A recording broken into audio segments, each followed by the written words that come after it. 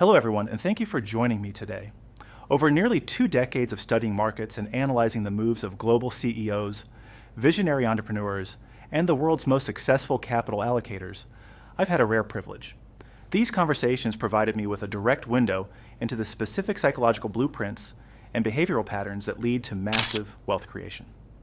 Today, I want to distill those years of observation into the fundamental habits that truly move the needle. For those who are visiting this channel for the first time, welcome. My goal here is simple: to deconstruct every major corporate saga and the strategies of market legends.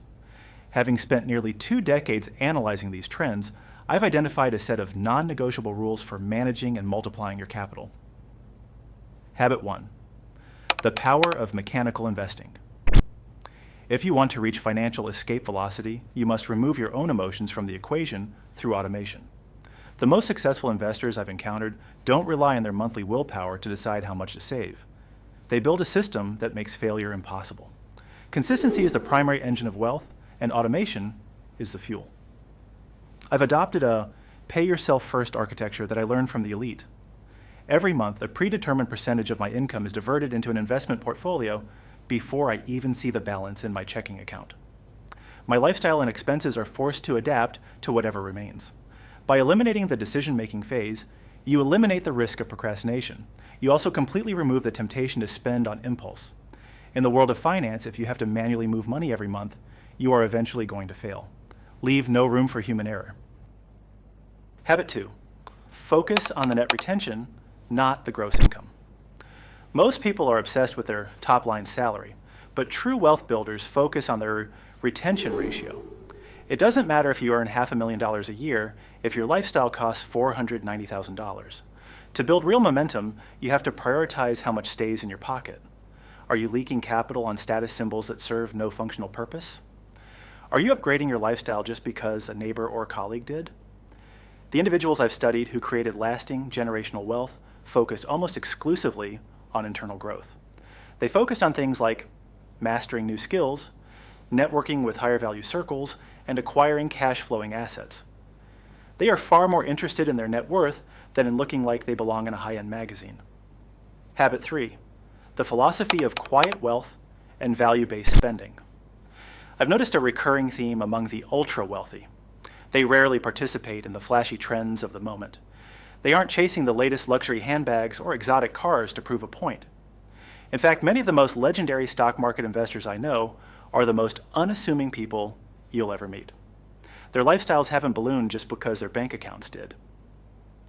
I remember a conversation with a veteran Wall Street investor. Despite a net worth reaching hundreds of millions of dollars, he maintains an incredibly grounded lifestyle. He has the same house, the same circle of long-term friends, and a car that serves its purpose without being a trophy. These people enjoy high-quality experiences, but they prioritize value over price. Whether they are buying a blue-chip stock or a piece of furniture, they ask if the utility matches the cost. This disciplined approach to consumption allows them to funnel significantly more capital into assets that actually grow. Habit 4. Transitioning to an abundance mindset. The most successful figures I've met have a distinct way of viewing risk. They tend to focus on the massive potential upside, but they always create a safety net for the downside. They don't just sit safely on the beach. Instead, they learn how to read the waves and ride them. They treat themselves as their own most important investment. This means constantly upskilling and pivoting when the market shifts, moving away from a scarcity mindset where you are constantly afraid of losing what you have, toward an abundance mindset is a profound psychological shift. It requires significant inner work to allow yourself to fail. You have to give yourself permission to experiment with new career paths and invest in emerging opportunities. But once you realize that the world is full of asymmetric bets, where the reward far outweighs the risk, your financial potential becomes limitless. Habit 5. The horizon advantage in long-term thinking. I look back at my own journey and remember my first systematic investment plan. It was a modest $500 a month into a diversified index fund. I stayed disciplined for a decade. Today, that single monthly commitment has compounded into a massive portfolio. In the early stages, you aren't really seeing growth, you are just experiencing market volatility. The magic of compounding only truly reveals itself after the 5-year mark.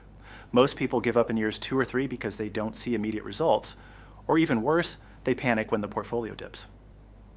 I've interviewed market titans who watched their holdings drop by 50% during a crash and didn't blink, while the average person sold at the bottom. Wealthy people plan in decades, not quarters. If you give compound interest the time it needs, it will eventually do the heavy lifting for you. Habit 6. Capitalizing on the golden decade. If you want your 40s and 50s to be a period of freedom rather than stress, your 20s and 30s are your most critical window.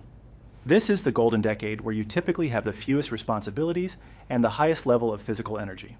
This is the time to be aggressive.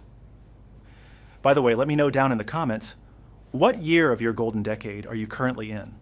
I'd love to see where our community is at. During this 10-year phase, you should be doubling down on skill acquisition, building side businesses, and aggressively stacking assets. It's a challenge, especially with the rising cost of living and global inflation. But if you miss this window of time-based compounding, you spend the rest of your life in catch-up mode. You end up trying to fund a retirement while your bills and family responsibilities are at their peak. That is a much harder mountain to climb. Habit 7. Utilizing System 2.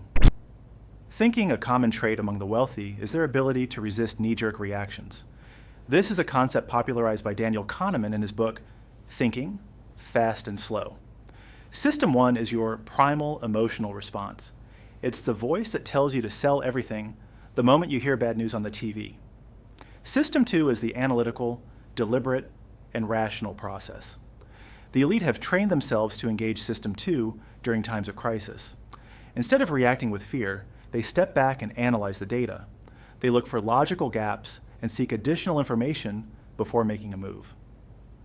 By slowing down their decision-making process, they avoid the expensive mistakes that emotional investors make every single day. Habit 8.